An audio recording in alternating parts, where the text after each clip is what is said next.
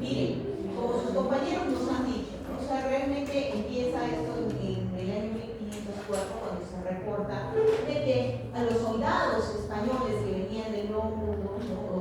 o venían al Nuevo Mundo, acá en Mesa, recibían pues simplemente con recibir una, que se llama una flecha, supuestamente envenenada, empezaban a tener pues una muerte terrible, como ellos lo llamaban, ¿no? Porque de pronto se le empezaban a adormecer los miembros, o sea, las piernas, los brazos, ¿no? Y de pronto tenían problemas, dificultades para respirar y morían, ¿no? Entonces, con el tiempo ya pues se empezó a determinar que la sustancia que colocaban estos aborígenes en sus flechas era, ¿sí? Era el curare, ¿no? Y el curare pues es una planta que, como también nos han contado sus compañeros, fue llevada hasta hasta Europa, ¿no? Y ahí, dentro de toda la gama de plantas que llevan a Europa para probar y para intentar curar ciertas enfermedades y patologías que había en ese momento, bueno, está pues este curare. Y se empiezan a hacer trabajos con este curare, ¿no? Un trabajo importante fue el del doctor Benjamin Collins Brodie, quien prueba el curare con conejos, ¿no? Porque también empiezan a ponerse los animalitos y en conejos que determinan que cuando algunos conejitos se les aplicaba una ventilación mecánica después de que les inyectaron el curare, ¿sí? El conejito sobrevivía y no presentaba ninguna anomalía cardíaca, o sea, no se iba a morir y tampoco pues, tenía ningún problema adicional. Entonces, esto fue importante para el doctor, bueno, para la comunidad médica de la época, porque entonces les dio pie para poderlo utilizar en humanos. ¿Y en qué pacientes los utilizaron? En los pacientes con tétanos, ¿sí? Recordemos cómo es el tétano. Son contracciones, ¿no? O sea, el músculo se contrae, el paciente, las contracciones son tan fuertes que puede llegar a fracturarse. Entonces, muy bien, esto es fuerte. Entonces ellos empezaron a trabajar teniendo muy buenos resultados con los pacientes. Ya en 1856, más adelante, Claude Bernard también demuestra que la estimulación muscular no nerviosa, ¿sí? Siempre resultaba en una contracción muscular. Y eso se puede realizar con diferentes maneras, ¿no? Resultaba una contracción, obviamente, pero ¿qué pasaba? Que cuando este doctor le ponía curare a estos individuos, a estos animalitos, ¿sí? Y producía la estimulación muscular, ya no se producía la contracción. Entonces también acá decía que el curare evitaba que se produjera esta contracción. En 1912, Arthur Lowe también utiliza el curare intramuscular en cirugía intraperitoneal en pacientes que tenían o recibían anestesia con él. O sea, son 1912. O sea, estamos hablando de que recién en esa época se producía, ¿no? Se estaba empezando con la anestesia, ¿no? O sea, ¿y qué se hacía? Se utilizaba una mascarilla así parecida a la de la N95 y se le iba goteando, ¿no? Gota a gota se le iba echando al paciente para mantener, ¿sí? Mantener la anestesia. Muy bien, entonces a ese tipo de pacientes, pero nos dice, estaba haciendo una cirugía intraperitoneal. Entonces, ¿en qué le favorecía el utilizar este curare en una cirugía intraperitoneal? En primer lugar, disminuye el sangrado. En segundo lugar, dice, también va a ser importante porque va a evitar que el músculo, cuando se esté cortando, ¿sí? Cuando se esté trabajando, se contraiga y que no se dé, ¿sí? También peristaltismo, ¿sí? Porque el peristaltismo también podría ocasionar algún tipo de problema durante la cirugía intraperitoneal. ¿Qué dicen ustedes? Claro, entonces yo necesito que esté totalmente relajado todo y manipular y hacerlo por atrás. Ahora, si también hay contracción muscular en la zona de operación, esta se va a estrechar. Entonces voy a tener que cortar más de repente, ¿no? Y ahora, ¿cómo vemos? Si nosotros comparamos una cirugía de los años 60, 70 a una cirugía de los años, pues ya ahora, de años del siglo XXI, vamos a decir, si por ejemplo hablamos de una apendicectomía, ¿de qué tamaño es el cortecito que le hacen? No estoy hablando de la laparoscopía, estoy hablando de apendicectomía. ¿Sí? Pues es una cosita así. Antes, ¿cuánto tamaño era? Antes era así. Se decía la vesícula, era hasta acá atrás. Y ahora vesícula, o acá, ¿no era? Así era el corte de vesícula, era así, desde acá desde acá hasta acá era el corte de vesícula. O sea, todo, imagínense, todo el estómago prácticamente cortadito, así un ángulo se hacía, ¿no? En cambio ahora vesícula, una cosita de este tamaño, ¿no? Y hemos tenido que abrir porque de repente había algo ahí o ya estaba media malita y teníamos que sacarla porque de repente se reventaba y por eso le hemos hecho el corte. Y cuando vamos a ver el corte, pues es una cosita de este tamaño, ¿no? En cambio antes era de lado a lado, de lado a lado. Peor, si hablamos de una cirugía de riñón para sacar cálculos humanos, estoy haciendo los trasplantes. ¿Cómo era la cirugía antigua? Ahora se hace un cortecito acá, un pedacito. Antes era en él, era una cosa que venía desde acá hasta acá. Así lo vieron. Así era, pues, ¿no? Entonces, imagínense, en ese momento, ¿por qué? Porque había muchos problemas, muchas cosas. ¿Ok? Entonces, ya aquí se empieza a ver que podía tener buenos resultados. Y también como los otros compañeros, o sea, vamos a ver, ya en 1930, el laboratorio Swift empieza a cristalizar pues, ese alcaloide proveniente del chondrodrero tomentoso, que es pues el curare. Y lo llaman pues, el clorhidrato, ¿sí? Clorhidrato de la D-tubocuranina. La D-tubocuranina. Y eran pues, acá tenemos, bueno, ya esto es historia, porque obviamente ya el laboratorio de Swift fue absorbido ya hace muchísimos años por Glaxo, por Novartis, si no me equivoco. Entonces ya esto ya es parte de la historia, ¿no? Este es el Museo del Curare. Y obviamente, ¿no? Imagínense, ¿no? Este es el primer medicamento, el Intofostrin, que en 1942 ya Harold Griffin y Gary Johnson lo introducen en una anestesia clínica en pacientes sometidos ya a apendicectomía. Entonces ya comienza a partir de aquí a utilizarse, obviamente la apendicectomía y lo dormíamos el paciente, ¿no? Ahora no, pues ahora es raquilla, no hay y ya está, ¿no? Pero antes sí, lo dormías al paciente, entonces había ese problema. Ahora, ¿qué pasaba cuando lo dormían al paciente? Muchas veces había problemas a nivel de depresión respiratoria y se nos moría. Pero ahora, ¿qué pasa? Con esta gran cosa, que era la D-tubocuranina, pues se mejoraba esa situación, se prevenían estos problemas y tenían resultados favorables. ¿Sí? Eso es lo que va. Muy bien. Entonces, hay que recordar que esos bloqueadores pueden actuar a nivel del sistema nervioso central, pero vamos a ver, eso sería el cerebro. Pero los que nosotros queremos principalmente van a ser a nivel de la unión neuromuscular en el sistema nervioso periférico.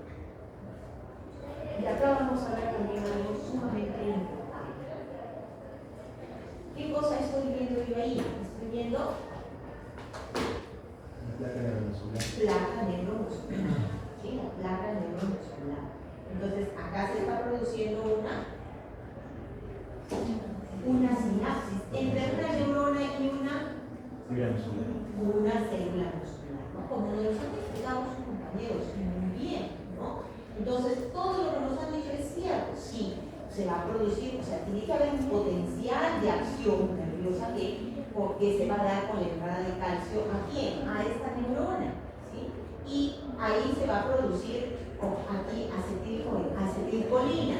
Esa acetilcolina que se está produciendo en las vesiculitas va a ser liberada. ¿Hacia dónde? Hacia el espacio celular, ¿no? Y luego, esa acetilcolina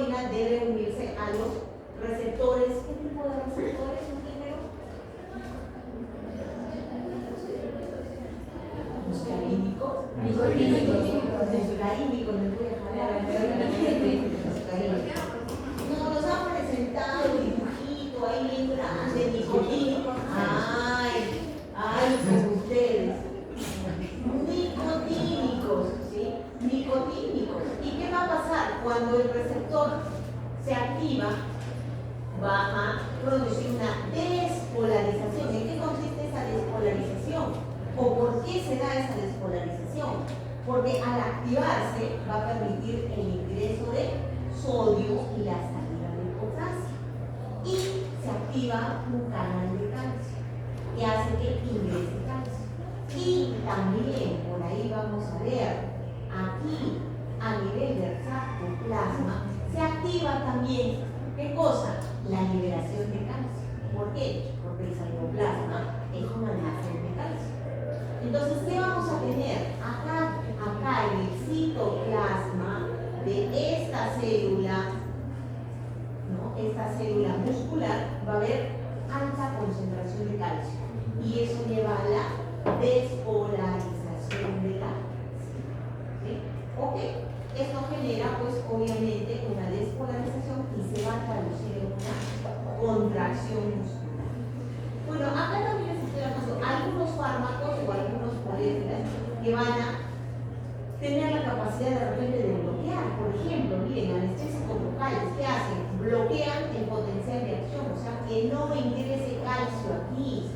¿Para qué? Para que no se formen las vesiculitas con acetilcolina. Con acetilcolina. También vamos a ver, por ejemplo, acá puede haber la toxina botulínica, por ejemplo. ¿Qué hace?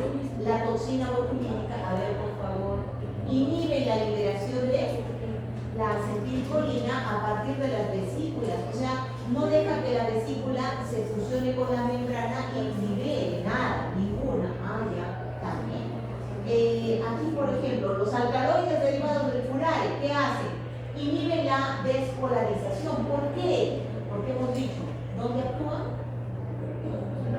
En los receptores nicotínicos. Entonces, si el curare viene y va a ocupar el receptor nicotínico, ¿qué va a pasar con la acetilcolina?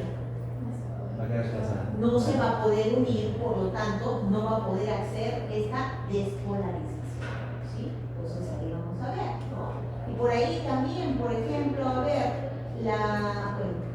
vamos a ver la quinina, dice también, va a inhibir el potencial de acción muscular porque también no va a permitir que salga, porque mejor dicho, aquí el calcio se libere hacia el citoplasma. Entonces, también es importante.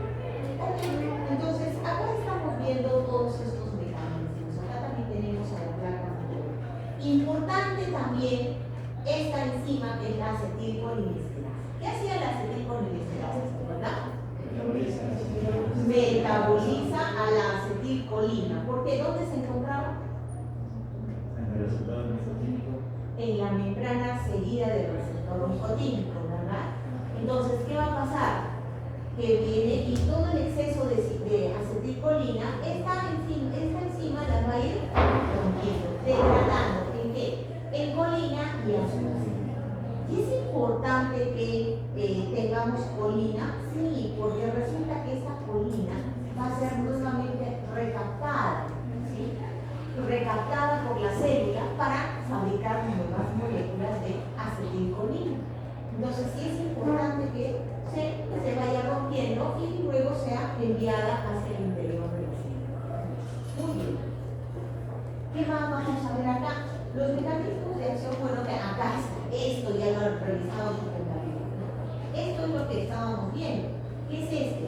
¿Cómo se llama esto? Es el receptor nicotínico, nicotínico.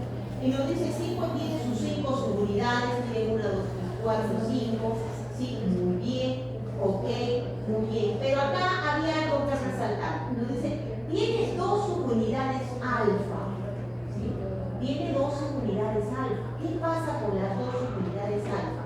En las 2 subunidades alfa tiene que anclarse, ¿sí?, una acetilcolina en cada uno. O sea, sitio especial para que pueda, ¿sí?, ahí adosarse la acetilcolina. Ahora, una vez que se produce la adhesión, o sea, una vez que se conecta con la acetilcolina, las dos subunidades alfa van a sufrir un cambio conformacional. Y ese cambio conformacional se traduce en la apertura ¿de qué? De una especie de canal que va a permitir el ingreso de sodio y más bien la salida de potasio. Pero acá hay una cosa importante. Es requisito indispensable que los dos, ¿sí?, o mejor dicho, las dos subunidades alfa, la alfa 1 y la alfa 2, tengan acetilcolina. Porque si vamos a suponer que por acá tengo yo una acetilcolina y por acá vino otra molécula X, un antagonista, y se colocó acá, ¿sí?, ¿se abrirá o no se abrirá el canal? No, porque es algo indispensable. Es necesario que los dos estén ocupados por la molécula de acetilcolina para que se produzca. Y entonces eso también es importante. Muy bien. ¿Qué más vamos a ver? Bueno, ya también sus compañeros nos han hablado de los bloqueadores neuromusculares no despolarizantes, los de acción prolongada tipo tubocurarina, y los de acción intermedia como los rocurón, el pandurón, y los despolarizantes que también tenemos ahí a la succinilcolina. Muy bien, entonces, ¿y por qué son importantes? Pues porque vamos a ver qué tenemos que estudiar. Bueno, aparte de la molécula, vamos a ver la duración de cada uno y quién lo metaboliza. ¿Por qué? Porque va a ser importante, va a depender de qué, de qué tipo de cirugía va a ser la que yo voy a llevar. Por ejemplo, si mi cirugía va a ser cortita, va a durar una media hora, ¿le puedo poner vapurodio? ¿Por qué? Ok, entonces, pero si mi cirugía me va a durar unas 5 horas, ya sí, pues voy a poner vapurodio, voy a ver de repente, ¿no? Vamos a ver importante eso, ¿no? Si va a durar unos media hora, 20 minutos, pues puedo ponerle una succinilcolina, no es mucho, pero puedo ponerle, por ejemplo, el vacuno, ¿no? Ok, entonces eso es una posibilidad. Una cosa, en el caso de una cirugía, si la cirugía me dura una hora y nosotros le ponemos un periodo suficiente para una hora y la cirugía no dura más, no hay un periodo de latencia en el cual no se puede estimular la combinación. En este caso, no, porque hay que recordar que en la anestesiología, el anestesista no va a ir, coloca una inyección y se va a su casa. Esa es la función. ¿Qué cosa está haciendo? Está mirando, ¿sí?, está, como visto el 34, ¿sí?, nos han explicado su compañero el 34. TOF, ese TOF, eso tiene que estar chequeando. ¿Y por qué? Porque no se pone una única dosis, se sigue poniendo a los 30 minutos, o sea, necesita, a los 30 minutos tengo que checar, tengo que hacer un 34, por ejemplo, es más rápido y más que hago un 34, funciona, ya perfecto, entonces está bien, me han respondido los 4, perfecto, seguimos, volvemos a colocar y aumentamos un poquito más, y si sigue, a la media hora le volvemos a ver, ¿sí?, medimos, todo está bien, y si en esa segunda vez está todo ok, ahora sí le voy a colocar pequeñas cantidades en infusión hasta que se acabe la cirugía. Y siempre tengo que estar midiendo cómo va, cómo va. Oye, acá ya no está respondiendo. Hay un periodo en el que la anestesia baja bastante y el paciente jalonea los efectos. Sí, por eso es que recomiendan que el paciente debe estar dormido. ¿Sí? No se va a acordar. No se va a acordar. Y va a quejarse. Me duele. Me está doliendo. Siempre y cuando no esté entubado. Porque si está entubado, no puede hablar. Pero si lo sientes, lo miras que está. Pero después ni se acuerda. que no explica. Sí, olvídense, y hay muchos que dicen, no, yo estaba consciente, yo sentí. Los primeros momentos, a veces sí, puede ser hasta que de repente ya lo induces a una relajación más profunda. Ahí ya se olvida de eso. Y va a decir, no, yo sentía todo, yo sentía todo. ¿Y cuándo se siente todo? Por ejemplo, cuando es rápido, o cuando es leve. Cuando es leve, porque a veces el paciente se acuerda de algo que te dice, pero por lo general, cuando ya ha sido sometida a un sueño profundo, ya despierta nomás, ya en la sala de reflexión, ¿no? Y intenta no escribir, ay, no, ni puedo comentar. O sea, sí he visto que ya estaba medio que despertaba, pero cuando es raquidia, por ejemplo, ahí sí, el paciente está consciente. A veces se le induce a que se duerma un ratito, pero puede despertar, ese sí se va a acordar. Y ahí también en raquidia también, cuando entran las cirugías en raquidia también, ¿no? Y está la sensación, ¿sí? La sensación. Yo recuerdo una vez una paciente que estaba haciendo cesárea y la señora decía, ay, me duele que me estás cortando, ya no me cortes, ya no me cortes, ya le habíamos cortado los separadores, ya estaba sacando al bebito y ella seguía diciendo, no me cortes. Entonces, no es que le estaba doliendo realmente, porque ya el corte se lo había hecho hace rato ya y la manipulación, pero entonces la sensación y obviamente la señal que le había dado a su cerebro, y ella qué cosa cree, me está cortando, me lo están haciendo. Porque recuerden que una cesárea es de trabajo. No vamos a estar ahí. Ya después ya sacamos al bebito y ahí sí hay que cortar plano por plano. Pero ella se imagina así, pues. Entonces son sensaciones diferentes. No tiene nada que ver con el proceso, pero ella alucinaba que le estaba cortando, sacando. Y como le dicen, sí, pues a veces hay médicos que dicen, sí señor, y después nosotros se moraba, pero tenemos que coser por plano por plano. ¿Qué creía de la paciente que le estaban haciendo un tajito, y después otro tajito, y otro tajito, y así lo estaban abriendo? Es posible. Entonces puede ser. Pero, por lo general, pues, ya una vez que el paciente ya entra ahora, sí puede haber una cosa. A veces hay nervios que no se adormecen. Y el paciente justo pasa por ahí, y una vez también ha sido a una pacientita también que le habían roto la nariz, ¿no? Y entonces se le estaban reparando. Le habían dado un golpe y le habían incluso hundido el huesito. Entonces lo que se estaba haciendo era reparar y sacar un poquito más hacia afuera. ¿Y qué pasaba? Estaba anestesiada, totalmente anestesiada con toda la anestesia local. Y de pronto, porque eso sí puede haber anestesia, de pronto le corto, el médico le corta acá, ¿sí? Porque se inicia con un pequeño corte aquí. Y de pronto le mete que se llama el excavador y empieza a gritar. Entonces, uy, ¿qué pasaba? Y el doctor me decía, no, sí está con anestesia, porque imagínate semejante corte que le hemos dado y no dice nada, ¿no? Entonces se lo saca. Luego le pone por otro lado y ahí no gritaba la paciente. Entonces empezó a escarbar, a jalar todo y de repente regresa al mismo punto y otra vez grita la paciente.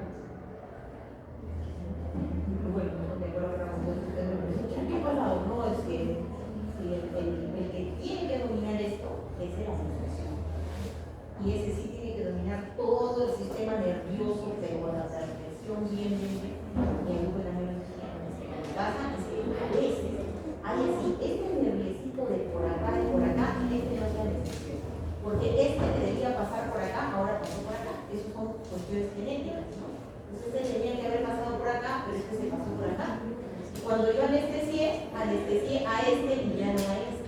Por eso es que cuando toco este punto, le duele. Por eso tienes que saber qué es lo que están haciendo. Por eso es que hay problemas. Muchos cirujanos plásticos, ahora hemos visto es el de la muñequita Miguel. Bueno, la muñequita Miguel. ¿Qué pasa? No lo han acusado también de que hacía las cirugías y no llevaba a una anestesia. ¿Quién anestesiaba? La enfermera. Entonces, la enfermera sabrá todo esto, que si el nervio pasó o no pasó, ¿O qué hago? Oye, como le está doliendo, le pongo más. ¿Está bien?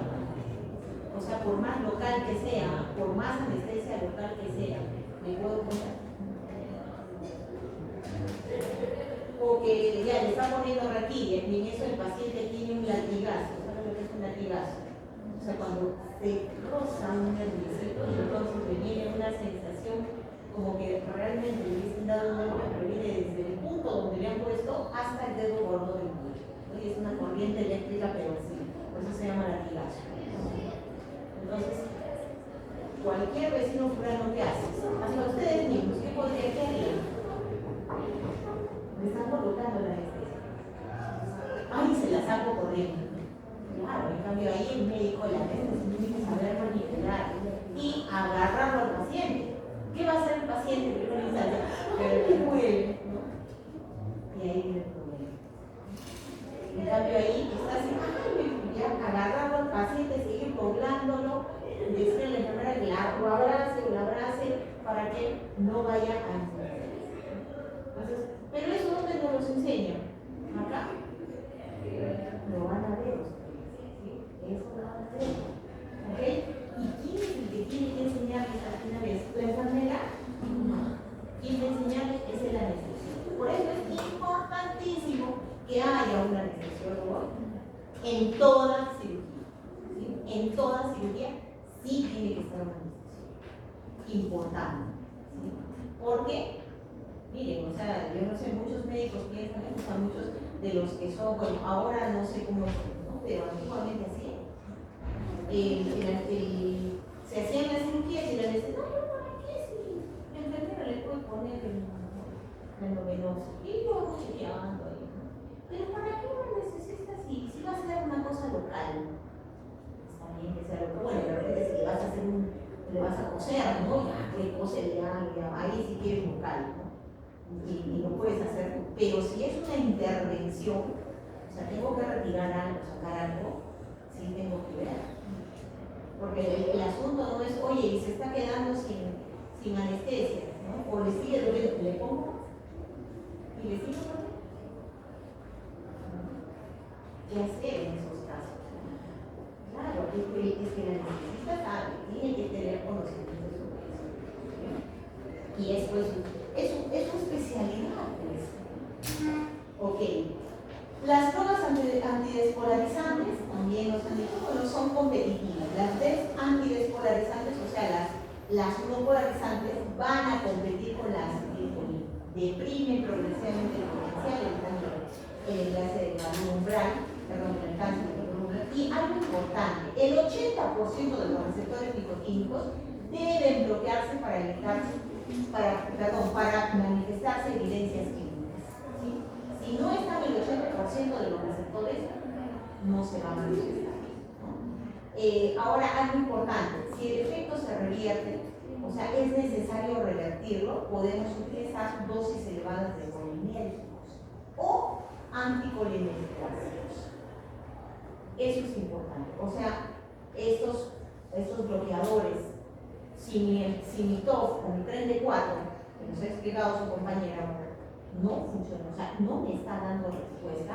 ¿Qué tengo que hacer? ¿Parar con la cirugía? No, utilizo. ¿Por qué? Esto también tiene su razón de ser. Se supone que el bloqueador que está haciendo, bloqueando el receptor, ¿sí? Pero se queda ahí para siempre, no. Entonces, en el momento que se retira, yo tengo que reanimarlo al paciente. Por eso voy a hacer que toda la acetilcolina disponible esté cerca del receptor. Entonces, apenas mi ¿qué se llama? Bloqueador neuromuscular sale, entra colina y entonces activa todo el sistema muscular. Esa es la función de estos, ¿sí? Vamos a decir antídotos, que le vamos a decir a estos. Muy bien, tenemos acá, dentro de las antidespolarizantes o no despolarizantes, tenemos dos moléculas importantes, o bueno, dos derivados importantes. Los derivados benzilipolínicos, como el nivacurio, el atracurio y el cisatracurio, y los derivados de estructuras esteroideas, como el pancuronio, rocuronio y epericuronio. Ahora, ¿qué es lo importante acá? Que no, estos van a ocupar las unidades alfa 1 y alfa 2 del receptor nicotina. Pero acá es muy importante, basta que ocupe una, o sea, la alfa 1 y la alfa 2, para que se produzca ya, ¿sí? Para que se produzca el bloqueo. ¿Por qué? Porque hemos dicho es que el receptor necesita a sus dos acetilcolinas. Si no tiene a sus dos acetilcolinas y solamente tiene una, no se va a dar el bloqueo, ¿no? Entonces, por eso. Bueno, también hemos visto a estas succinilcolinas, se las han explicado muy bien sus compañeros. ¿Qué cosa es?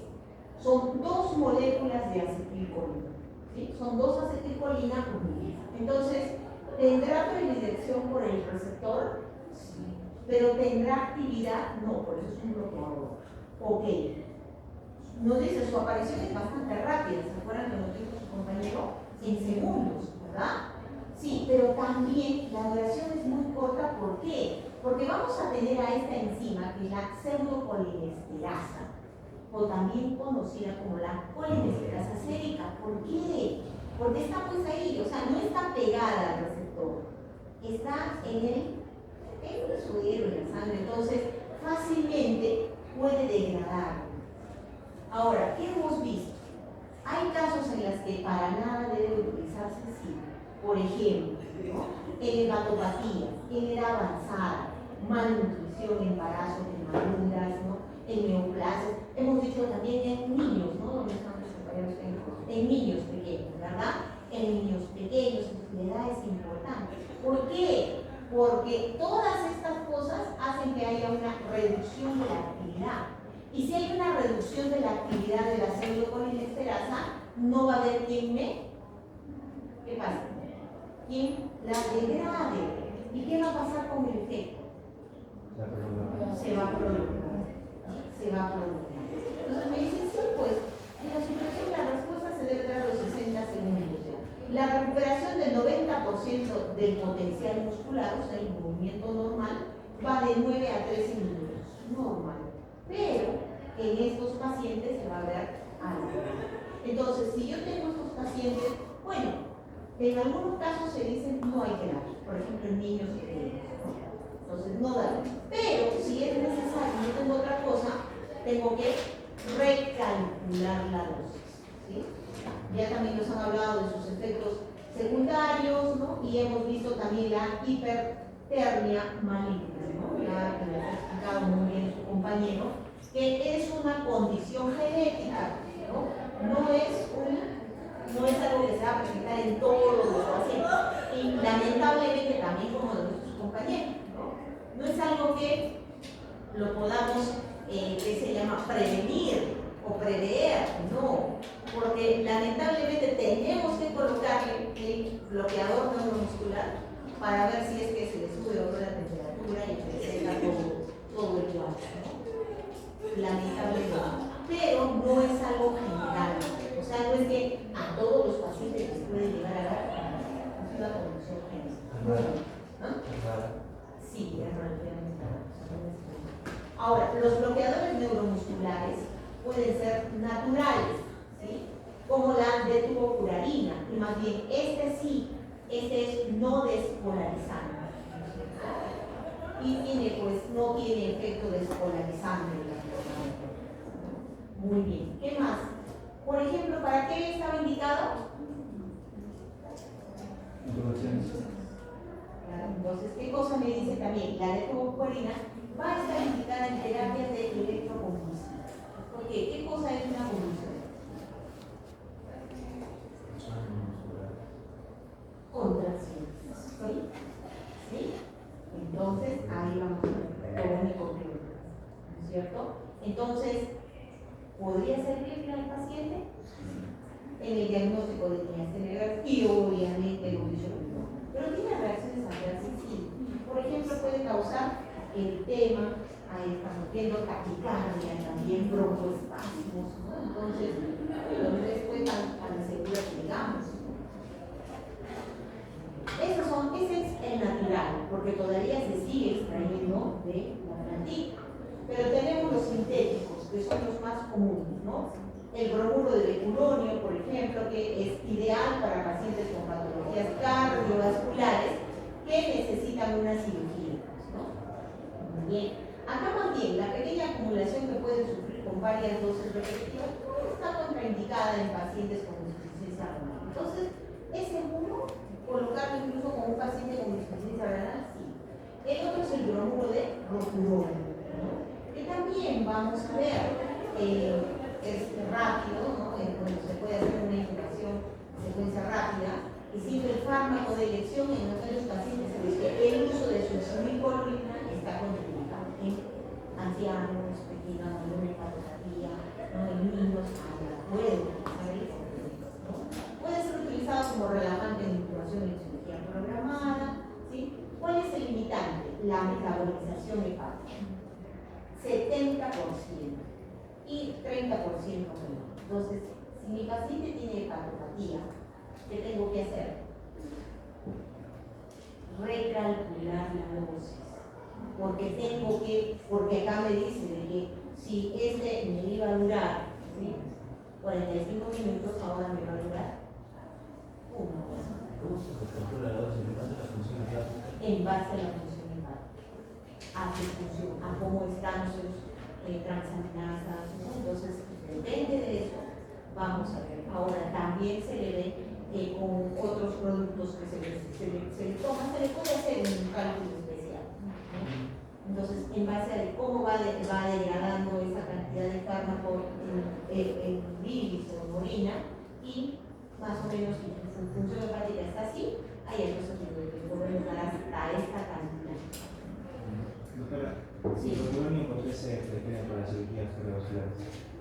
Porque no afecta tanto, no va a dar una parálisis, algunos de ellos pueden producir incluso hasta una parálisis del diafragma y de los músculos intercostales. En cambio, este es un poco más libre, ¿sí? No estamos diciendo que todos ellos sean seguros, ¿no? Pero por eso es un poco más seguro, ¿sí? Entonces, eso también tenemos que tener en cuenta.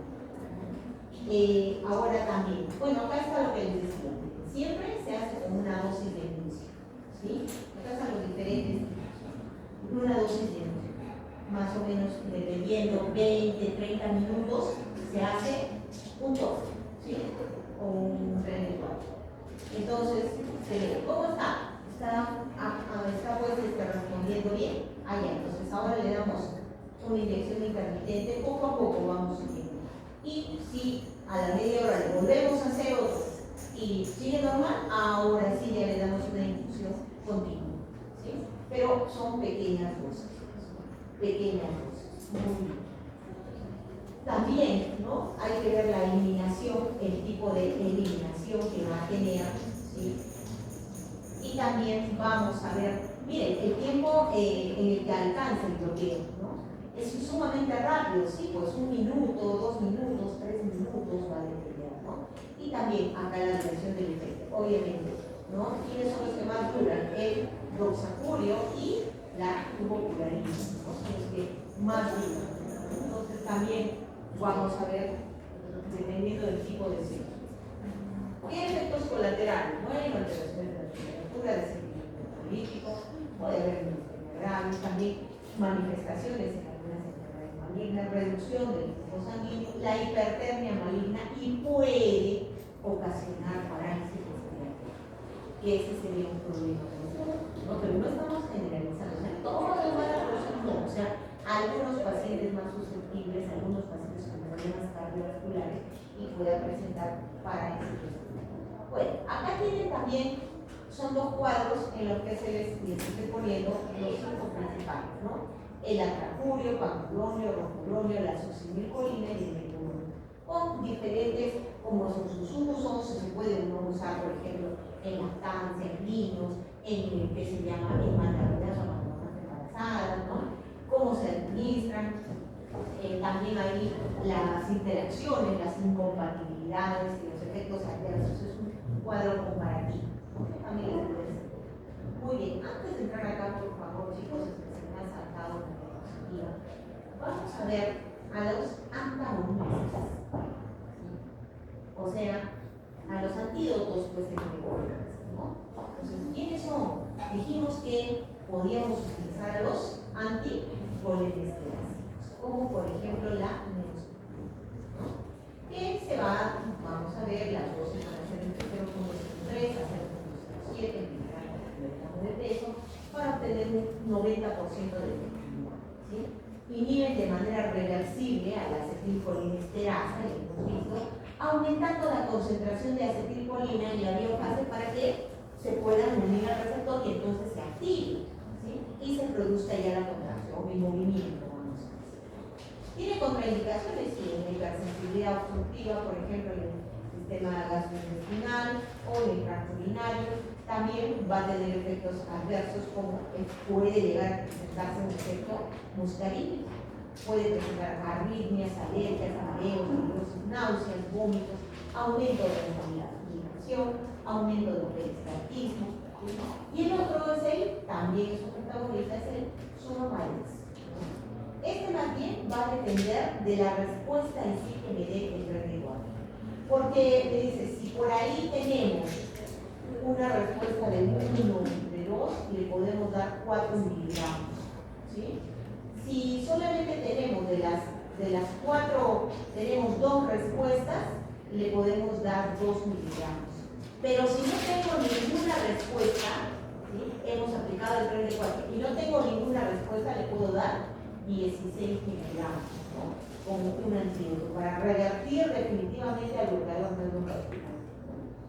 Entonces, ¿en qué tipos? Bueno, esto es un recapitulador. ¿En qué tipos principalmente? En los tipos esteroideos. ¿Quiénes eran? Los rocurones, lepuronios, campurones, ¿sí? Entonces, en ese tipo vamos a utilizar principalmente este sudomitis. ¿Qué más vamos a ver? Ahora sí. Volvemos a ver. Entonces, ahora sí vamos a hablar de otro tipo de bloqueadores, ganglionares, ¿sí? ¿Se acuerdan también? ¿No? Porque eso también nos han comentado sus compañeros, ¿sí? Los bloqueadores ganglionares. ¿Dónde están los más? Al lado de la nariz. Claro, al lado de la médula. ¿Por qué? Porque el ganglio es el lugar donde ¿qué ocurre? Nace la sinapsis. La sinapsis, ¿sí? ¿Entre quién? El nervio preganglionar Entre la neurona preganglionar y la postganglionar, ¿no? Entonces, ese lugarcito donde está el cuerpo soma de esa otra neurona y vienen los dendrones de esta otra neurona, ahí es el ganglio. ¿Sí? ¿Se acuerdan? ¿Sí? ¿Se acuerdan o no se acuerdan? Sí, muy bien. Y es igualito para el sistema simpático que para el simpático. ¿Cuál es la diferencia? La ubicación. ¿Por qué? ¿Dónde están los simpáticos? la cadena. En toda la, ¿sí? En toda la zona, pues vamos a decir dorsal.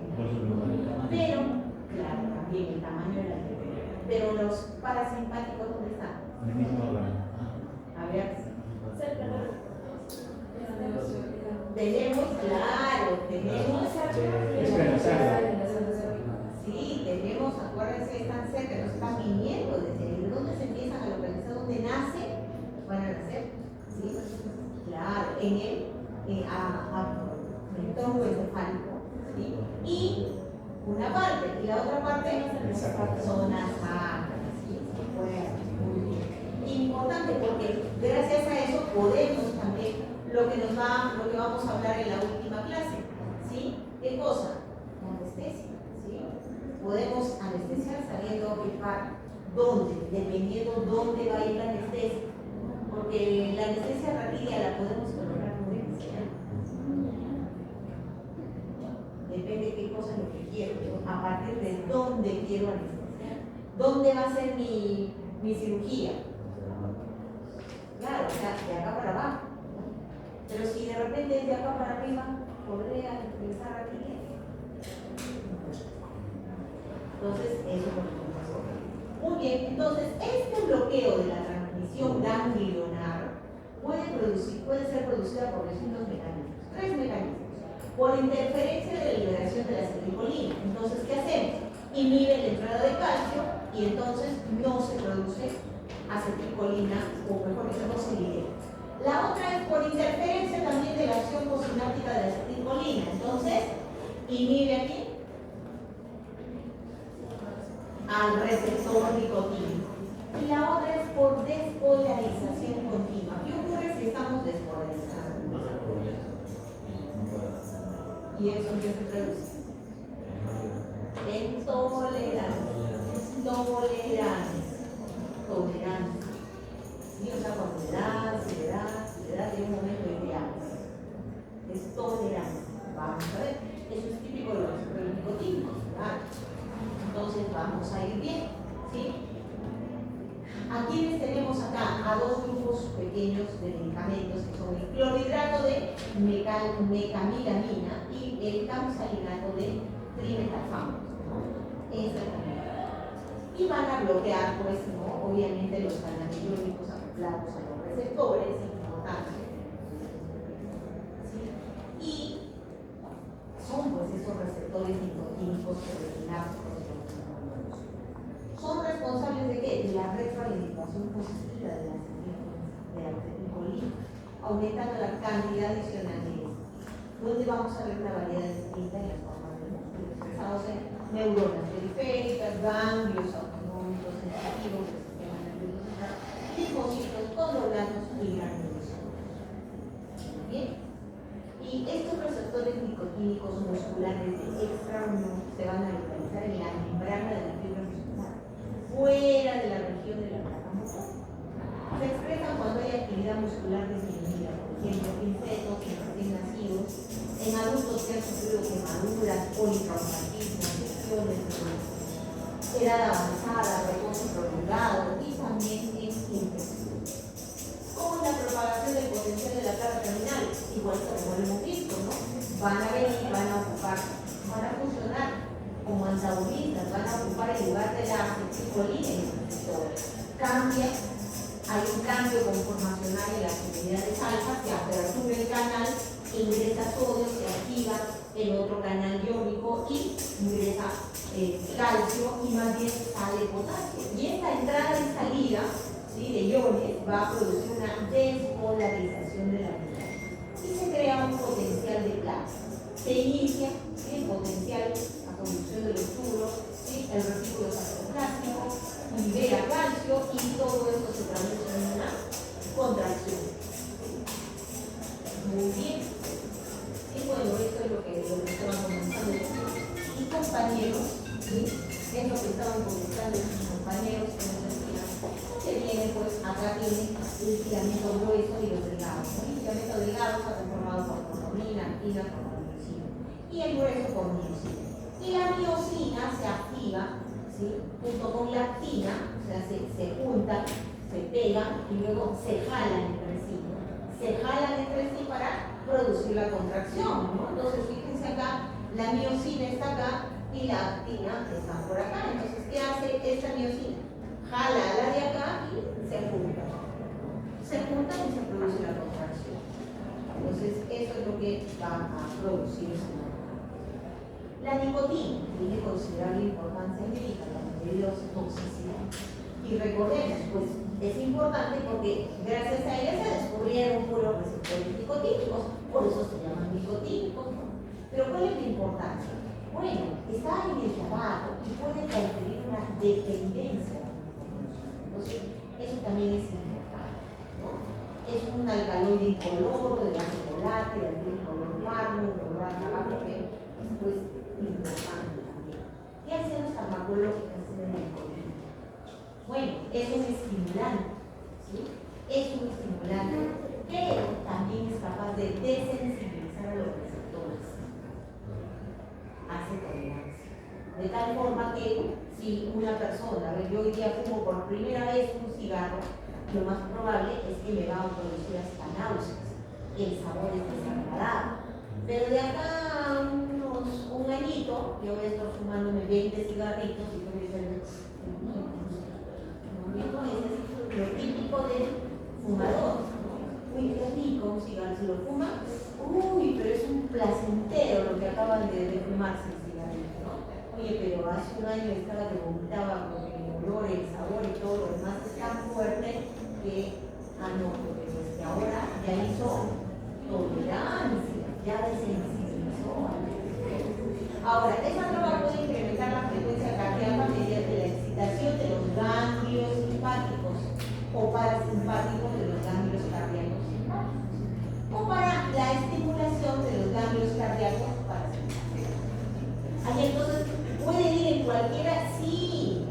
actuar en cualquiera de los dos, puede bloquear cualquiera de los dos. ¿Sí? La acción principal de la nicotina consiste inicialmente en la estimulación transitoria, pero después viene una depresión más persistente de todos los ganglios. A pequeñas dosis estimula directamente las células ganglionares y facilita la producción de impulsos, pero después a dosis alta la estimulación inicial va seguida muy rápidamente de un bloqueo de la transmisión, lo que se traduce en una depresión. Ahora, dice, la nicotina va a tener una acción trifásica en quién, en la médula suprarrenal, que a pequeñas dosis va a producir secreción de las catecolaminas, pero cuando su dosis se eleva, más bien inhibe la liberación. A pequeñas dosis no hace tolerancia. Es por eso que nos acostumbramos hoy día a la cafeína. Mañana, pasado, traspasado, un mes después vuelves a fumarlo y cafeína. La nicotina también es un cigarrillo, porque supongo que con las colinesteras se puede dar a nivel intramuscular. Lo que pasa es que pasa a través del torrente sanguíneo. Y ahí tiene que llegar al hígado para metabolizarse. ¿Sí? Se metaboliza en el hígado a su metabolismo.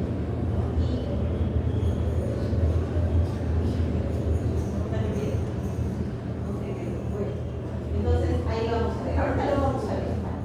Estimula obviamente el sistema nervioso central, es un estimulante. ¿Sí? Pero a dosis bajas produce incluso hasta analgesia débil, pero a dosis altas, acá viene el problema, puede producir temblores e incluso convulsiones. Estimula el sistema nervioso con dosis altas, va a seguir la depresión, la muerte se debe a la insuficiencia respiratoria, causa parálisis central y el bloqueo periférico del diafragma y músculos intercostales, que es ¿quiénes se dan en esto? Principalmente de estas personas que están pues unos 50, 60, 70 se dan en el día. Entonces sí, se los sube. Sí, así es. Sí, pues es que esto es una droga.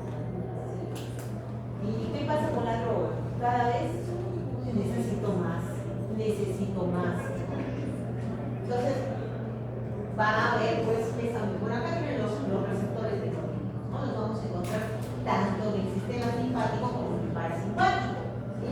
Van a estar presentes y se va a dar ese bloqueo, sí, el bloqueo de la transmisión ganglionar se produce por la interacción y el cartucho de que se libera la acetilcolina, se bloquea el receptor o por la despolarización continua de la célula hasta que pues hace tolerancia.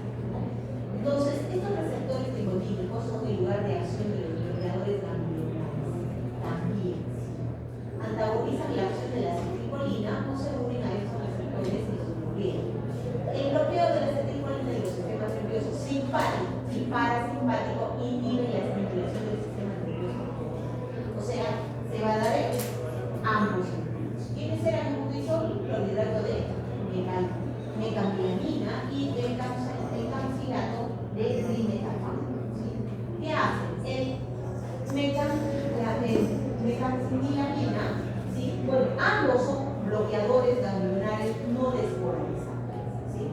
En el caso de este, vamos a ver si está indicado en hipertensión maligna no complicada. ¿Sí? Pero el trimetafán puede ser en urgencias hipertensoras y control de hipotensión de las enzimas. Entonces, una emergencia hipotensora es algo que llega al paciente y no se le baja la hipertensión y va a precisar un riesgo. Inhibe la transmisión nerviosa de los receptores nicotínicos simpáticos y parasimpáticos. Entonces, debe que compiten con la acetilcolina por el sitio de unión. Por lo tanto, la acetilcolina no puede unirse al receptor y no se transmite ningún impulso a la siguiente fibra nerviosa o al receptor. Ese es el mecanismo. Entonces, ¿qué se da? Inhibición de quién? De los dos, o sea, tanto del simpático como del parasimpático. ¿Sí?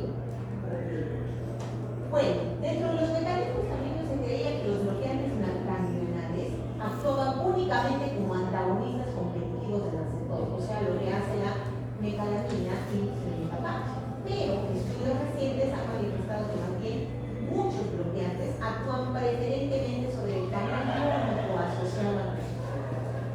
¿Sí? Recuerden que hemos dicho, acá está el receptor y tenemos canales iónicos que se le asocian con el de cloro, ¿sí? ¿Se acuerdan que hemos dicho? ¿Sí? Como el de calcio, ¿sí? También mis compañeros nos han mencionado, cloro y también el calcio. Entonces, el calcio es importante para que ingrese, ¿sí? Para que haya una mayor concentración. Entonces, ¿qué hacen estos? Actúan a ese nivel, ¿sí? Como por ejemplo el hexametón y la pentilina y otros también moléculas.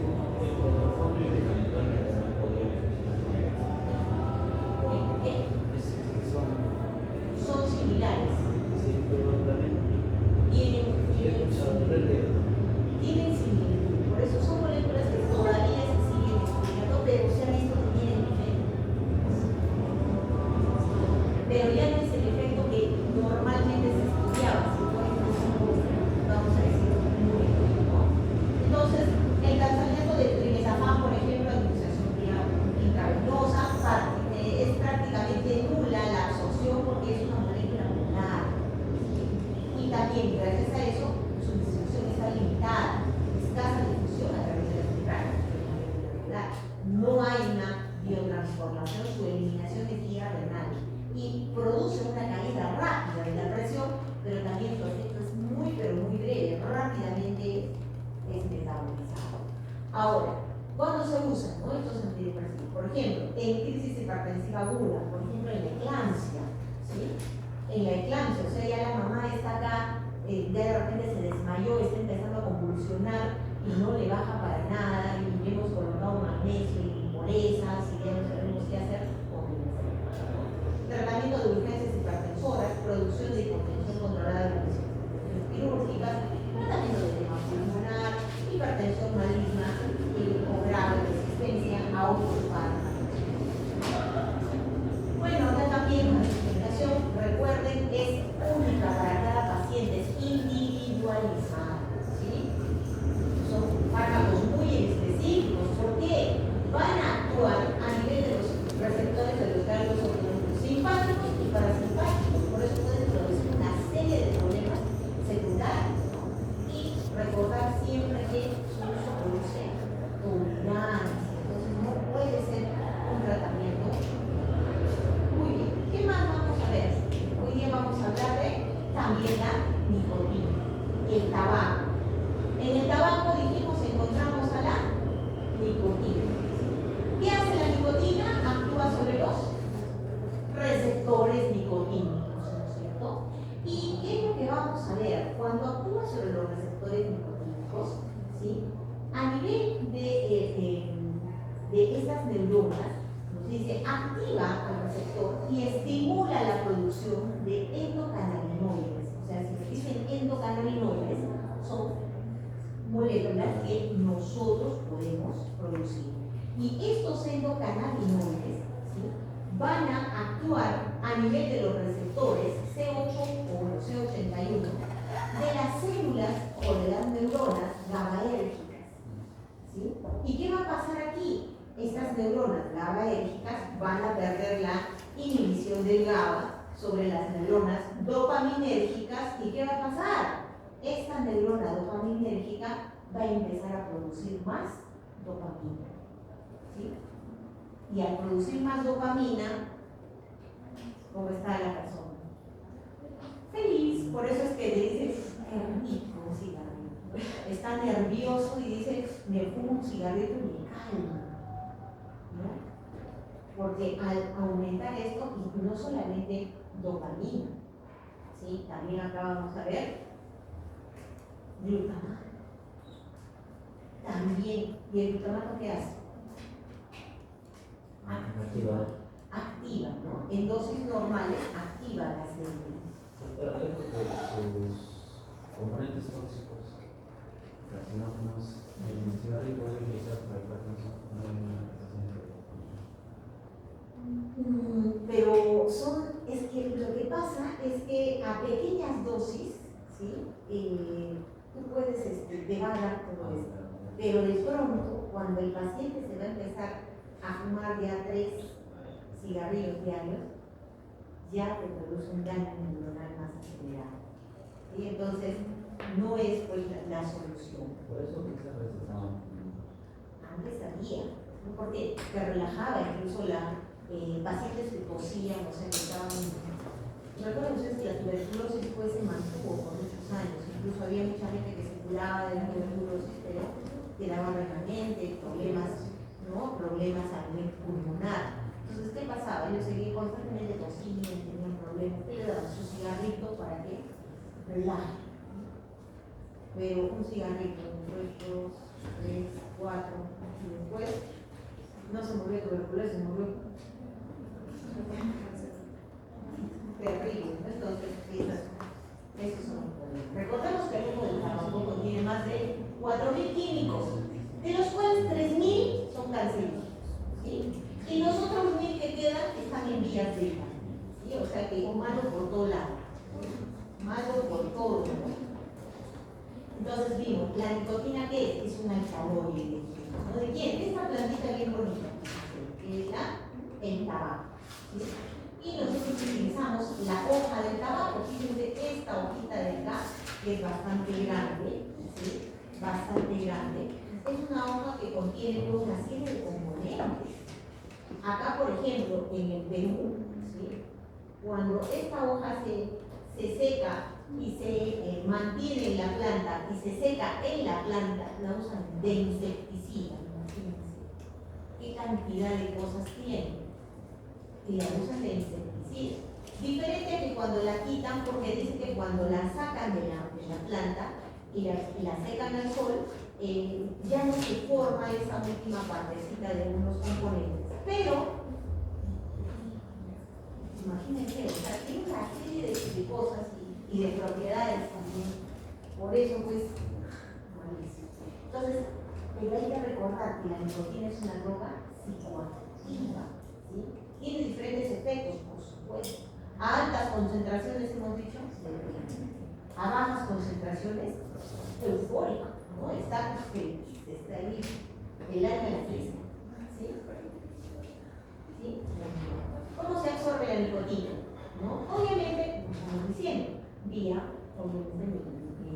pulmonar. Pero en los últimos años ha aumentado una moda, que realmente pues, es algo que empezó en finales del siglo XIX, pero en los últimos años a raíz de que se empezó, porque antes era pues de clase, incluso si hablamos en la posguerra o antes de la Segunda Guerra Mundial, había los salones de fumadores, ¿no? O sea, ahí se sentaban a tertuliar los grandes personajes, o los varones, eso también era en esas épocas era así, ¿no? Entonces, como decir, me voy al club, ¿no?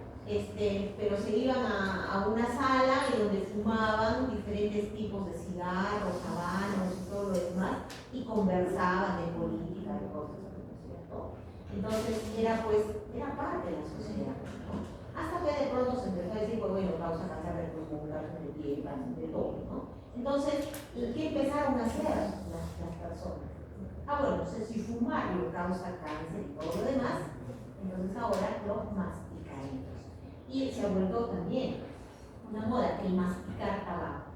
Así como acá en el Perú chachamos boquita, ¿sí?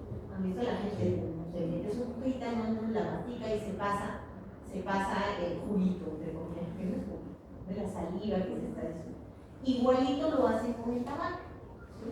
Se llevan su bolsita de tabaco y pasa un rato y escupen otro poquito, ¿no? Así. Entonces, ¿qué cosa hemos visto ahí? ¿Bajó la incidencia de cáncer? No. ¿Aumentó la incidencia de cáncer? Sí. ¿Qué tipo ahora? ¿Sí? Labios, encías, lengua, ¿sí? Garganta, ¿sí? Estómago. ¿Por qué? Porque se absorbe pues, por el tracto gastrointestinal. Va a llegar al hígado, acá se va a metabolizar. ¿En qué? En cotinina.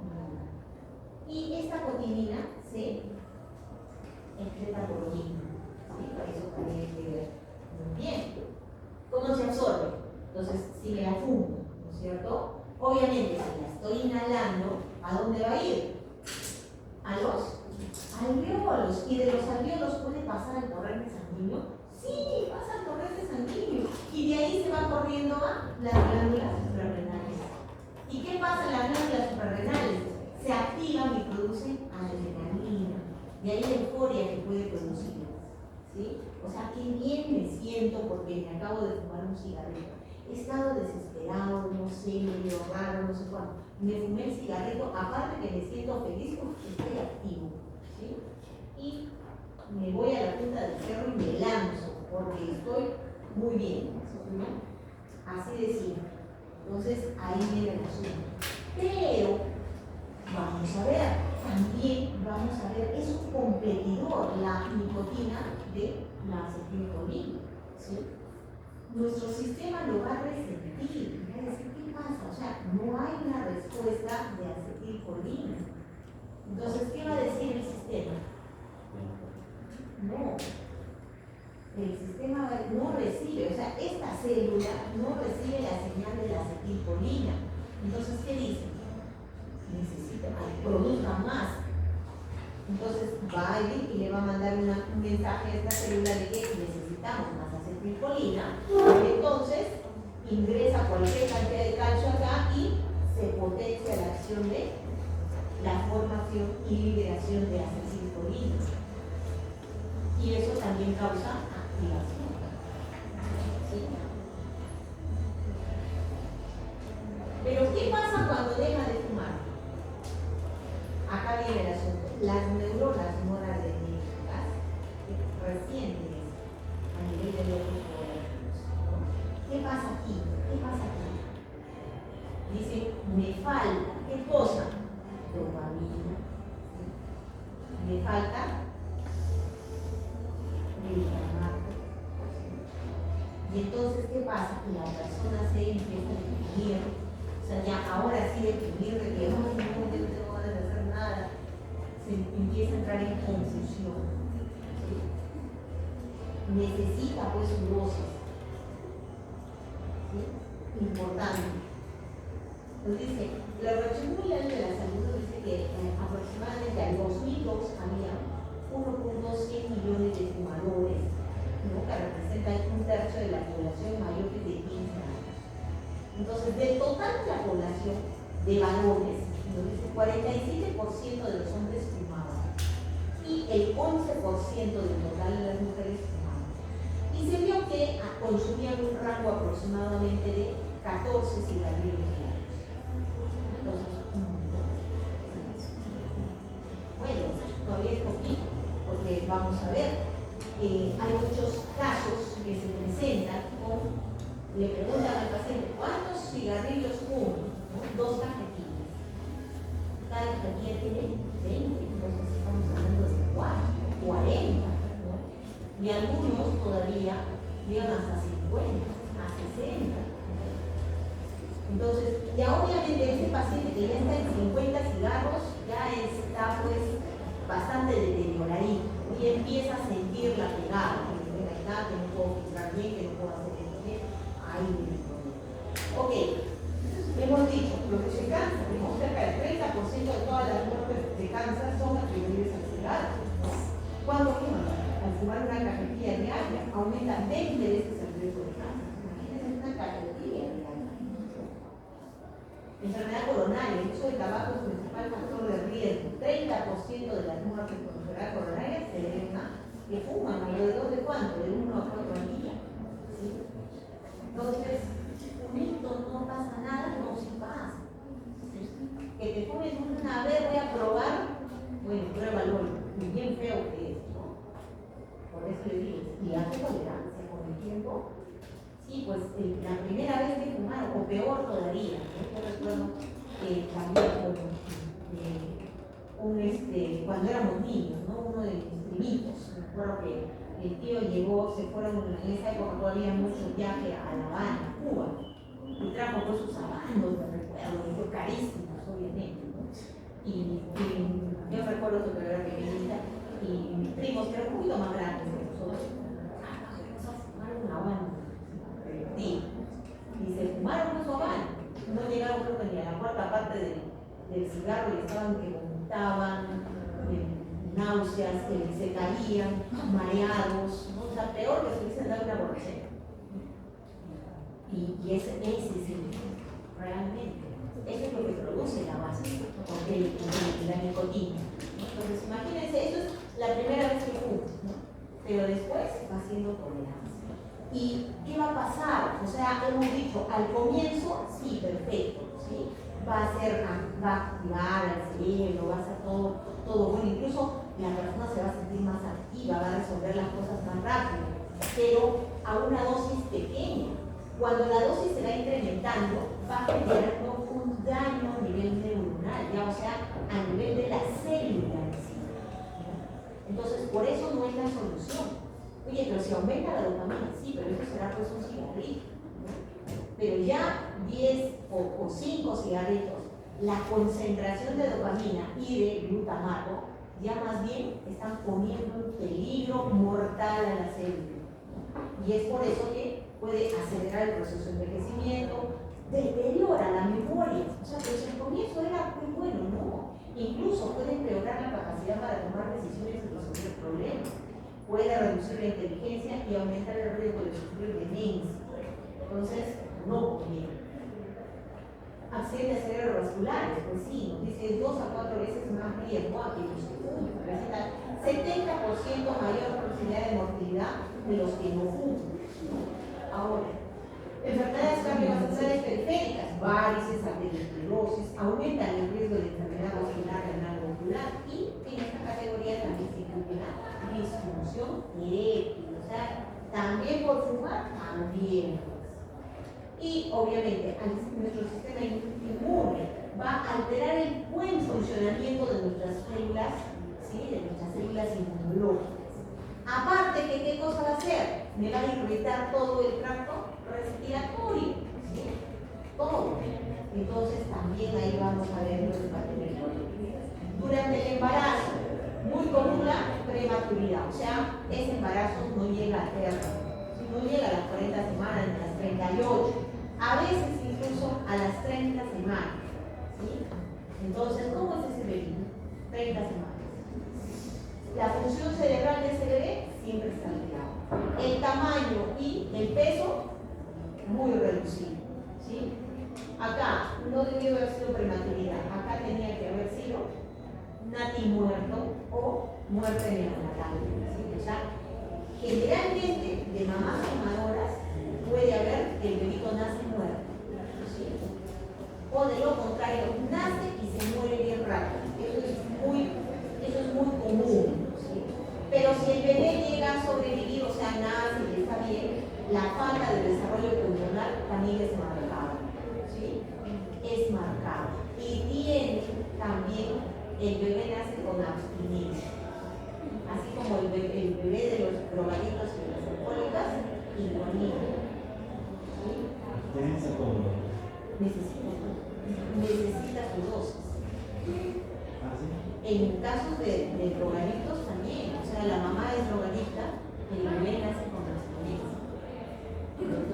Creo que vi un caso donde habían papás drogadictos y su hijo por estar con solo estar en el ambiente, el hijo como que tenía la necesidad. Por supuesto que eso pasa, porque muchas de las drogas pueden ser inhaladas, entonces imagínense, y el niño está ahí, no, a él no le damos nada, pero está ahí pues contigo y está fumando el padre, que se llama lo que esté fumando, y el niño no está fumando. Entonces sí, en esos casos pues también es importante. Muy bien, caso clínico. ¿Qué me dice? A ver, paciente con 78 años que fue intervenido quirúrgicamente. Estuvo recibiendo gentamicina por una infección urinaria. Se le inicia la anestesia con fentanilo y se le aplica mivacura para realizar la laringoscopía e intubación por otra. Se continúa tomando el procedimiento. A los 30 minutos se disminuye el mivacura, no encontrándose respuesta. O sea, cuando disminuimos, le aplicamos un top de 4 y de repente no hay respuesta.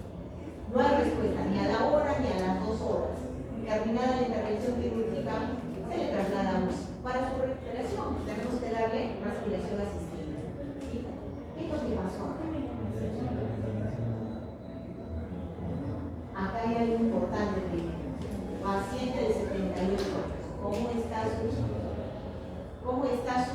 hígado y cómo están sus riñones. O sea, no vamos a decir que tiene insuficiencia, pero ya tiene 78 años. De todas formas, su función fisiológica ya está disminuida. Y ahora le sumamos la gentamicina. ¿Qué tipo de antibiótico es la gentamicina? Los aminoglucósidos, ¿sí? Y los bloqueadores neuromusculares. ¿Qué pasa con ellos? Los aminoglucósidos potencian. Entonces, este pacientito va a despertar y va a recuperar. No, sí va a despertar, pero a las 20 horas. ¿Sí? Pero fíjense, o sea, esto debía haber sido ya a los 30 minutos o a la hora, ya debía de estar ya moviéndose y todo lo demás, ¿no? Porque generalmente es lo que va a pasar. Termina uno la cirugía, el paciente va a sala de recuperación, ¿no? Y todavía se duerme un ratito, como a la media hora, a la hora despierta. ¿Y qué se le pregunta al paciente? ¿Puede mover sus manitos? ¿Puede mover sus piernas? Entonces, a ver, intente doblar las piernas y el paciente hace el esfuerzo y las dobla. Ah, está bien, perfecto, ¿no? Y de ahí ya se le va pues, a su cuarto y ya sale del área quirúrgica. Pero acá, ¿qué pasó? Y si acá estamos viendo 2 horas y nada, ¿sí? Entonces obviamente estamos en riesgo que si esté empezando a paralizarse el resto. Entonces puede hacer una parálisis respiratoria, ¿sí? Diafragma y intercostal, ¿no? ¿Y qué va a pasar? Por eso yo necesito trasladar a UCI para darle ventilación mecánica. Y va a despertar. ¿Qué pasaba con los conejitos que vimos a igual? Van a despertar, va a recuperar su funcionalidad, pero se va a demorar. ¿Por qué? Porque no se fijaron en que tenía 78 años y que estuvo recibiendo gentamicina. Esto es denunciable. ¿Ah? Es denunciable, pero me quedé un poquito. ¿Sí? Es denunciable, claro. Esto es un error médico terrible. ¿Okay? Muy bien, chicos. Entonces, aquí está su portafolio también. Y